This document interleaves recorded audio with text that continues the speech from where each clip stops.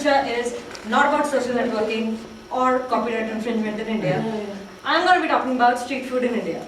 Okay. I discovered street food in India about a couple years back, and that's the reason why I grew from a 45 to a 65. So, apart from that, one thing you need to know, Indian food, extremely chilly. Do not complain if you end up in situations where you're breathing fire out of your face or smoke out of your ears, because you choose to eat it. And yes, of course, there are some pictorial descriptions of the same. The kind of food I'm going to be talking about is, I've tried to cover most of India, going from the north to the east a little bit, the west and the south. So first we start with samosas, a typical specialty of North India. Basically, it's like what we have, a roti made out of flour, and we love our deep fried food, so we put it in the oil, heat it up, and that's it. It's as oily, as better it is, as oily it is. The next thing I want to talk about is aloo chaat, the thing we had the first time we went to B1 office. There are a little bit of twists and turns to aloo chaat. You mix a little bit of papdi in it, and you get papdi chaat. So we know how to work with our food, so we keep mixing ingredients to get what we want. Well, where is my papdi chaat? And that's one of the things I like the most, and I hate it when it comes late.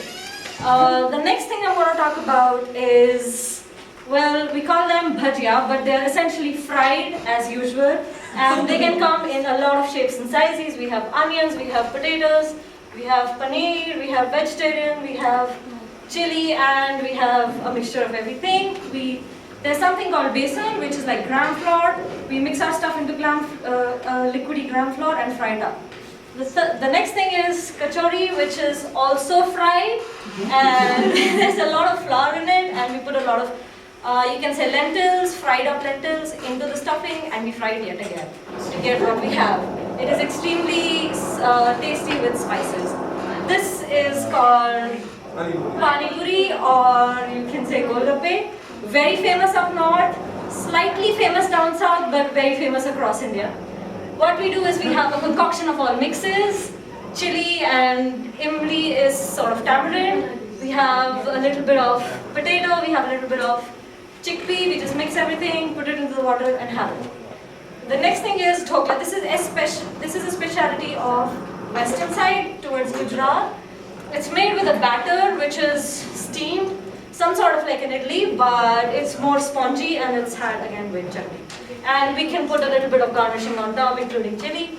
This is what you'll get every roadside in India. This is called corn on the cob, but we do not boil it. We heat it up on coal, so we like it nice and hard. A typical corn on the cob guy would look like that with his open cart when just brushing with the corn. We put some chili on it, some lime on it, and that's the way you have it. This is called chana jor garam, which is very, very famous towards the middle India. We have something called chickpeas, which you boil and flatten and dry and put a lot of chili in it. One advice, people, this has extremely high content of chili, so be cautious when you have it. This is one of my favorites. This is called bhel puri, and it's very, very famous in Pune, where I come from, Maharashtra, Bombay. We have puffed rice, you have a little bit of namkeen, and you mix up some onions, some tomatoes, some coriander, and some chutneys and some chili, and yeah, you get what you got. This is vada pav. This is called the Indian burger. We find this in Maharashtra a lot. This is red chili. That's it. This is called gunpowder. You have vada pav as, it's a small, like a KFC snacker burger, and you just put the, it's a fried sort of ball or made out of potatoes. This is called kachi dabeli. It's also sort of an Indian burger, but the inside is not, it's not a patty inside. It's sort of a mixture of boiled potatoes and a little bit of fruits like pomegranate. You put some cheese on it and you have cheese dabeli.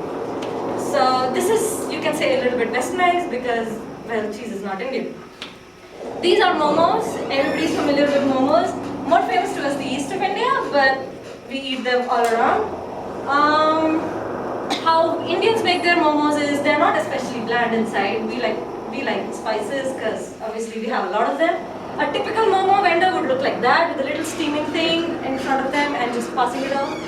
This is some sort of a flavor from the south. we have what everybody calls the donuts, which are not donuts, they're called vadas. They're had with sambar, which is chili. They're had with coconut chutney, which can or cannot be chili. And this is an idli, it's very, very bland, that's why we have it with sambar. So now that you know that we have so much chili in our food, and yes, we all enjoy chili in our food, how do we stop ourselves from, going through these phases of having too much chili in our food? We have a lot of sweet, but the man goes we reach sweet central. This is the Indian ice cream, which is called kulfi. And for all those who are going to Delhi this weekend, please do have this. It's an experience in itself. Delhi and Agra would have the best kind of kulfis you will ever have. We have them with a mixture of rice noodles and some sweetness around it. This is called a faluda. And of course, this is snow cones or golas or ice golas, whatever you call it, crushed ice with a lot of flavor in it. It's especially famous up north because it's super hot, and this is what we used to have when kids, and we used to be funny when our lips would turn the color of whatever the gola would be. And well, there are a few advices that I would give to everybody. We have so much chili.